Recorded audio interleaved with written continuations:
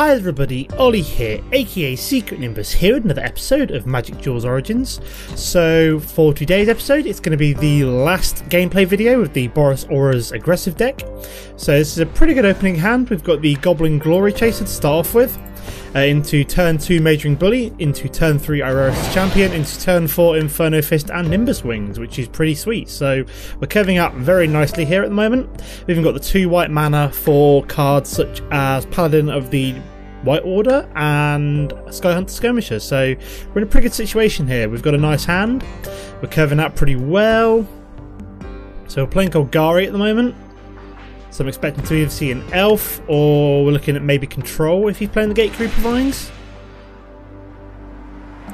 So there's almost no point swinging with the Goblin, but we'll see how it goes. I probably won't swing with it, there's no point at the moment. Ooh, we've even got Blessed Spirits as well. So I'm probably just going to skip attack and play the Plains and the Majoring Bully. I mean, to be fair, I could have put Nimbus Wings on the Goblin Glory Chaser, but I'd rather save that for synergizing it with something like Blessed Spirits or Aurora's Champion. We'll see how it goes. At least the Majoring Bully will actually kill the 0-2 next turn, or depending on what he plays, I may end up putting Nimbus Wings on the Majoring Bully just to give it a little bit of extra evasion, as it will be swinging in every turn. I mean, as much as I'd like to get the counters going on the Blessed Spirits, I'd rather keep my creatures alive as well. Okay, so we've got Perilous Mere, so yeah, potentially Nimbus Wings on you. Because you can kill both of my creatures? No, you can't really kill both of my creatures. Yeah, let's stick Nimbus Wings on you. And then we'll play Blessed Spirits next turn, just so we can actually then put something like Infectious Bloodlust on Aurora's Champion later on. There we go. So just keep him alive. Start the aggression at his face, take him down to 16, which is always nice. We do get the prowess bonus as well, which is always a good thing. I think at this point I'd almost prefer just to get maybe 1 or 2 extra land, maybe, would be quite nice, just so we can potentially drop 2 auras every turn if we need to, and just be able to play out extra things if we need to as well, would also be quite nice. Okay, so we've played Reeve Soul, so I'm going to say goodbye to my... Oh, of course, that's only a 3-4, isn't it? Ouch. Well, never mind, that's not the end of the world. At least we got the 4 attack in with him, so... I mean, I could kill Perilous Mere here, which is actually really tempting to do so, because I don't think I'm going to be able to push through the Goblin Glory Chaser's damage. So I can kill this now and just take the 2 damage to my face, instead of it going towards, say, for example, something like my Blessed Spirits or my Aurora's Champion. Okay, so he's played a 3-1 Despoiler of Souls. It can't block. So I think we'll play out Blessed Spirits here, just because it's a flyer. And it can basically be constantly pumped up as well, which is always quite nice. So yeah, this can't block. Sorry, it can be blocked. It can't block, and it can exile 2 other creature cards from your graveyard. Return Despoiler of Souls from your graveyard to the battlefield. It's a fairly good card. Nice for aggressive decks, I suppose. Well, this isn't looking particularly aggressive. Maybe it's more control-y. I don't know. I'm chatting crap at this point, I suppose. So we take 3 damage. Not the end of the world. And he's played Priest of the Bloodrite. Okay, so this is interesting for us, as he's now got a 5/5 demon on the battlefield. So we need to figure out some way of getting rid of that, which is interesting. So for example, if I put Infectious Bloodlust on here, would that help me? I'm just trying to think here. So if I put down Infectious Bloodlust, that would make that a 5... yeah, make it a 5 attack. So potentially then want to sacrifice the demon, or even... Just trying to think here what I want to do. So I think we probably want to go Infectious Blood... do we put Infectious Bloodlust?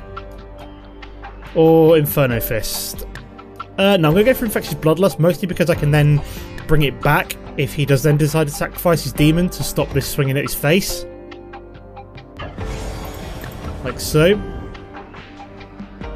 So I'm going to play out the Goblin... No, I can't play out Goblin Glory Chaser because that's a red mana, isn't it? They've only got the 1 red mana. This is why I was saying I wanted more mana here. So I'm going to take potentially 10 damage this turn. So he goes down to 9. Now, I'm going to take 10 damage. Just trying to think how this is going to work here. So he can't really swing in with this, in theory, because he can't really afford to take that much damage next turn. He is swinging with everything. This is interesting because this is going to deal 2 damage to him next turn. So if I can somehow push through 7 damage this turn, he's playing Languish. Okay. That's frustrating. So he's still got his demon. And he then also doesn't have the Priest of the Blood right down as well. And I'm a little bit boned. I suppose I'm going to have to go for Goblin Glory Chaser with Divine Favour this turn, I think. So that gives me the extra 3 life that I need to survive for now. And then potentially we'll see how it goes. If I draw into the extra mana, I will be playing Arosis Champion with the Infectious Bloodlust next turn. So I'm assuming he's probably going to swing. So never have I wanted to top deck a mana so much. Any mana will do. White, apart from the Boros Guildgate, that will not help.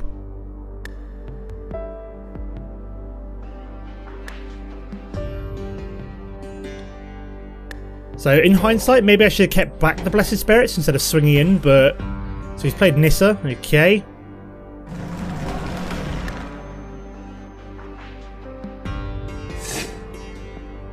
So what else are we going to find? So I think I'm dead at this point. Okay, so he's transforming Nissa, which is actually good for me.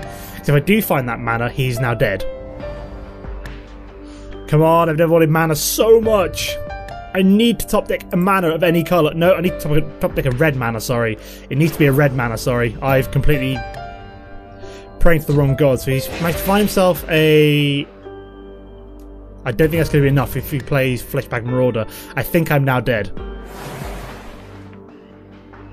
So I have to sacrifice Goblin Glory Chaser. And I think even with a red mana... No, I got Majoring Bully. So, yeah, I think that's a loss. So, let's go on to game number 2. Okay, guys, here we are for what will be game number 2 for you guys, but let's draw a new hand, and I'm gonna have to keep that one just because I'd rather not throw it away now. Yeah, I had to basically just write off the last game as I got completely mana screwed, like almost straight away. My first 2 hands I only had 1 mana and no creatures to play, and then for the third hand, so when I was down to 6 cards, I only had 2 white mana, didn't draw into any mana for my first 3 or 4 turns, so just had to kind of be like, this is not going to go well, and just wrote it off. Whereas this is pretty good actually. So we've got the Arosis Champion and the Blessed Spirits to come down the next 2 turns, plus a Grasp of the Hieromancer, which is pretty sweet. Okay, so we've got blue-white, so we're either looking at blue-white flyers, which is looking most likely with the Dauntless River Marshal, or it could also be Tap Dancer. Now I'm also thinking Tap Dancer, because this also would go well with the Tap Dancer deck. Let's drop down the Plains and the Blessed Spirits, and we'll drop down... Actually, Arosis Champion would have been better there, actually, in hindsight. I wasn't really thinking.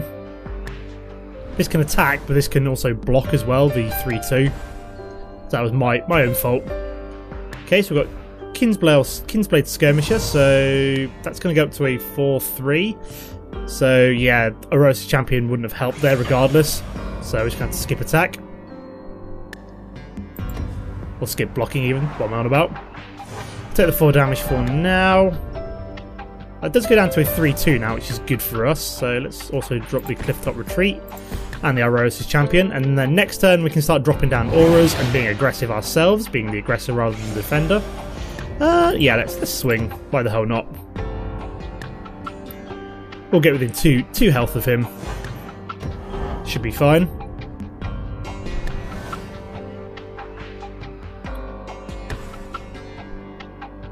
So lots of blue for him, but he's only played white, which is interesting. So I'm wondering what is to come. Darkstick Drake. Okay, maybe this is blue-white flyers. Interesting. Wasn't expecting it with the Kinsbale Skirmisher, unless this is a Deck Wizard deck, of course, which could potentially make sense.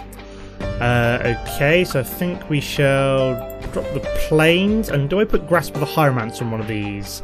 Possibly put Grasp of the Hieromancer on 2-2? Or do I put the Infectious Bloodlust on 2-2 and the Grasp of the Hieromancer on you? I think that might be the best play here, so we'll go Infectious Bloodlust on you. That gets pumped up. And then we'll also drop Grasp with a Hieromancer. Spread out the auras. Don't want to drop them all on one creature if I can avoid it. So we'll attack with all. We'll tap you, I think. Just because this one's got the first strike, so it can actually deal with both of these. Oh, it's got the double strike, sorry, even. Is he going to block? Or is he going to let 8 damage, potentially 13 damage go through this turn? He's got to block with at least one of these, I suppose. Probably the 2/2. Yep. So he does block that 8 damage going through. I do push through the 5 damage. So he goes down to 13. I'd love to give this flying as well, that would be perfect, but obviously that requires me to draw into one of my 4 Nimbus Wings.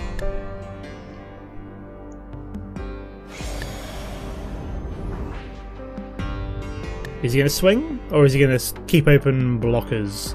Basically, if he swings with one of these... Okay, so he's swung with both. Interesting. He's obviously going for an all or nothing approach here. So has he got a creature to drop down? No. Interesting. I'm assuming that he might have... what's it called? The Sky Wyvern? Whatever it's called? What's he dropping in here? No, he's tapping down my 4/3. Okay, you do that. You do that. Do I skip attack here then? And save this open for a blocker? I think that might be the best idea, especially if he can tap down my 4/3 every turn. Although, I just realised he can... I've been a big old dummy there. He can tap down my... He can basically, he can tap down my... No, he can only tap down one more creature this turn, depending on what he plays, I think. Okay, so he's played Frost Links. So that gets tapped down, doesn't untap. So I should have swung with that, and now I feel like I've made a huge mistake by saving that as a blocker. So I take another 5 damage. What am I down to? 6? Wow. I'm going to have to play a Divine Favour out on you. Maybe even 2 Divine Favours. Just to keep me alive. I know it sounds stupid, but... so I got to 8, so that keeps me out of range, but I'm just going to go for it. Just kind of force him to block with the Frost Links.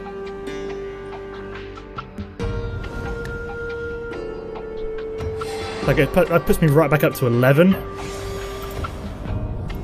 And him potentially within lethal range. So he's going to have to block that. I could do with some trample on. Trample on this would have been perfect there, but never mind. So I do have... I don't know what he's going to do here, because he can't exactly tap either of these down, but he will then potentially save these for blocking. I don't know what he's going to do. I was really greedy with all the Divine Favours, but I just felt as though I needed to do it just to either force the block and also to give me the life that I need to actually keep me in this game.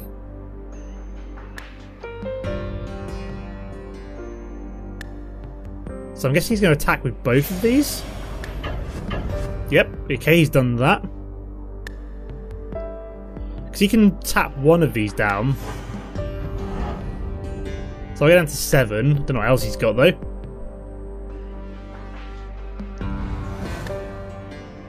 Oh, we do have Call of the Full Moon. Now, do I try and put it on... he's going to tap one of these down, so I may as well just swing. He's going to tap that one down, I'd assume. Yep. I may as well save this till next turn as a trump card. Doesn't really matter what I tap here. So he goes down to 6.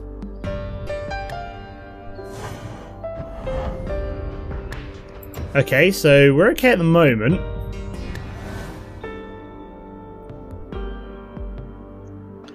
He doesn't have lethal, which is good for me. He does have Rogue's Passage, doesn't really matter too much. I'm just wondering what else he's going to play here. This is lethal, and he can, at the moment, he can only tap one of these down.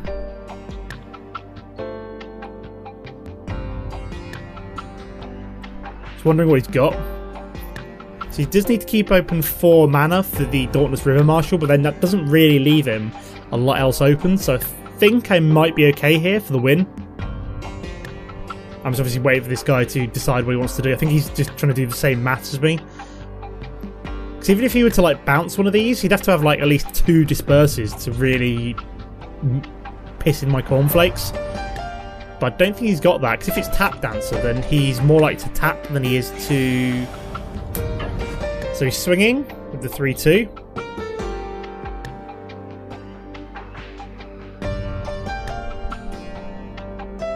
So I'm wondering what he's going to do. So he's swung with the 3-2.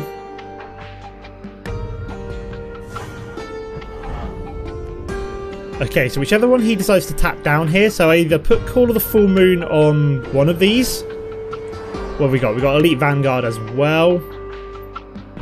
So he taps one of these down, but whichever one I put the Call of the Full Moon on, he taps down. This is where I've got a problem here, because if I put this down for the win, he just taps it down. Then I do also have the Elite Vanguard to act as a blocker for the 3-2 though. So we'll try it on this one. We'll see what he does. He's just going to tap this one down though. Dauntless River Marshal taps that one down. But he hasn't tapped it down. Now he's going to tap it down.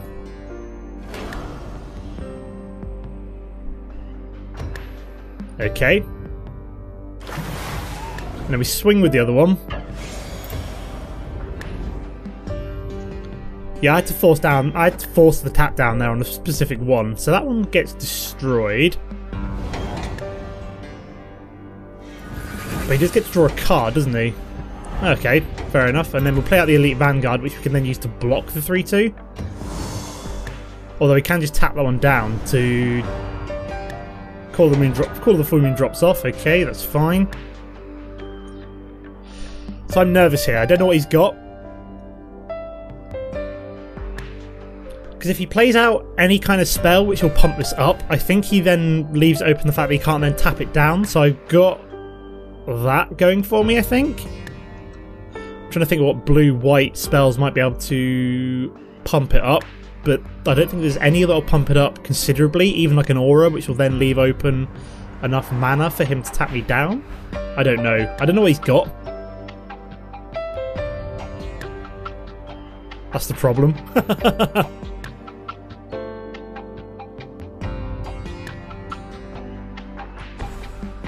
Okay, so he's played Frostlinks.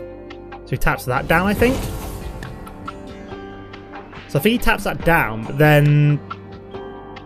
No, he's tapped that one down. Okay. And he's also played a Top and Free Blade.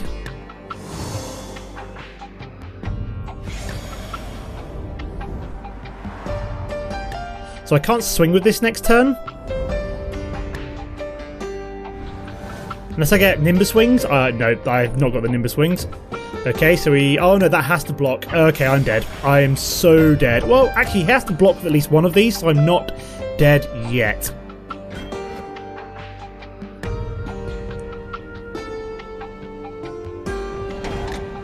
So the Frostlinks goes down.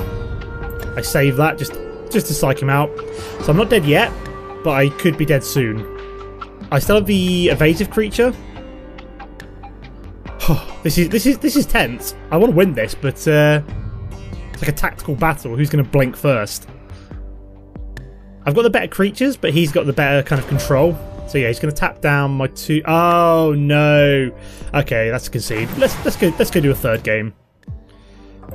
Okay guys, here we are for a third and final game with the deck. Now, can't keep that hand, however I can keep that hand, I think. Yeah, because we've got the Flaring Flamekin, so I think that should be alright. We'll start off with the Boros Guildgate, then drop a mountain. Hey, we've got the second white mana as well, so we're fine here. Well, I say that. We might not be. I've obviously lost 3 games in a row now because of just poor luck. Okay, so we got an Alchemist Vial. What colour are we playing? Black-white, so I'm guessing Black-white Auras, maybe? Question mark? I'm going to drop... Oh, I was going to drop the Knight of the White Orchard, but I think the Majoring Bully is probably the slightly better play here. Just because I'd like to save this just in case he is able to put the extra mana down, just so I can get... Just sift my deck, fill my deck down a little bit by getting the white mana.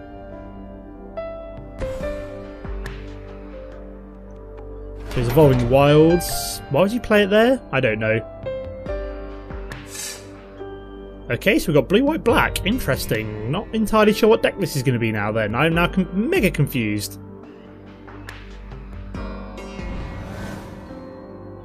So I can't play Knight of the White Orchard now actually, so let's just drop the Plains. We'll swing with the Majoring Bully.